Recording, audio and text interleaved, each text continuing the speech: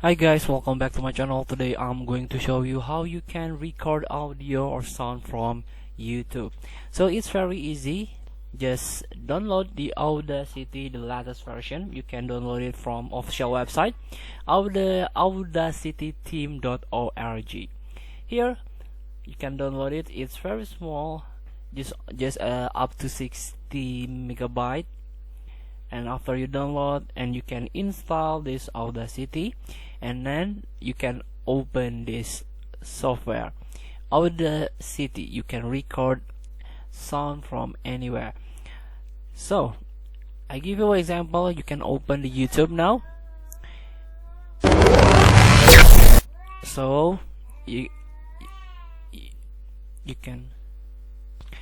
So this is the Audacity. You can start record the audio by tap or by click this record button. So you can record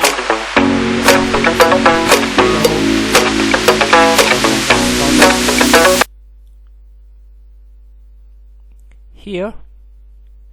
You can save your project. So you can save to the cloud or save to your computer. You can file the name here, save. Now you can add effect that you want, like fading out, fading in. So let's open your project here.